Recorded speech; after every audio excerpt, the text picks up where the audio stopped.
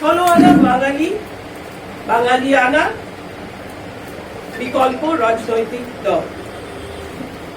আমাদের সাধারণ মানুষ মনে করছে, আমরা মনে করছি, এবং তেজস আগামী দিনে ইলেকট্রাল পলিটিক্স, যেটা যেহেতু আমরা পুরোপুরিভাবে রেজিস্টার্ড, তাই জন্য নির্বাচনে ডেফিনেটলি আমরা অংশগ্রহণ করবো। মানুষের পাশে দাঁড়ানো, পশ্চিমবাংলার মানুষের, পশ্চিমবাংলার সমাজ, পশ্চিমবাংলার অর্থনীতি, অর্থ সামাজিক পরিস্থিতি, বৈষম্য, যাবতীয় যা আছে তার যেটাই জনবিরোধী তার বিরুদ্ধে কথা বলা, সোচ্চার হওয়া এবং মানুষের পাশে দাঁড়ানো, মানুষের সাথে দাঁড়ানো, মানুষকে পরিষেবা দেওয়া, এটাই তেজসের মূল লক্ষ্য।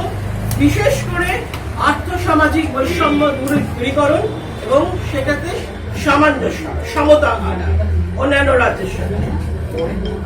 এছাড়া তেজস ডেফিনেটলি আমি ব্যক্তিগতভাবে যেখানে যেখানে গেছি, সেটা উত্তরবঙ্গ হোক, মধ্যবঙ্গ হোক, দক্ষিণবঙ্গ হোক, সমস্ত জায়গায় মানুষের অভূতপূর্ব সাড়া পেয়েছি এবং আমরা মনে করছি মানুষের সাথে থেকে যে আমরা বুঝতে পারছি, আন্দাজ করছি, সেখান থেকে বোঝা যাচ্ছে যে এটা বাংলার ডেফিনেটলি একটি বিকল্প রাজনৈতিক দল।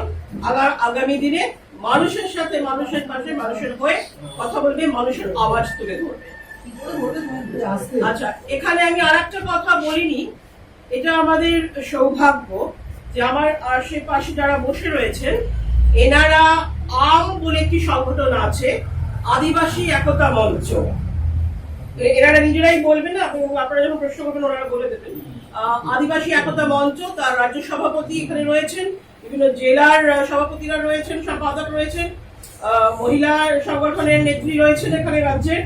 তো এনারা তেজসের সাথে সম্মিলিত হয়েছেন এবং আগামী দিনে এনারা তেজসের সাথে কাজ করবেন।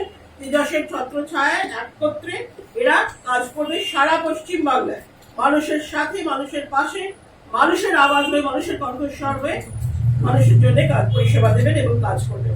এবং আমি তেজসের রাজ্য সভাপতি এবং ফাউন্ডার চেয়ারম্যান হিসেবে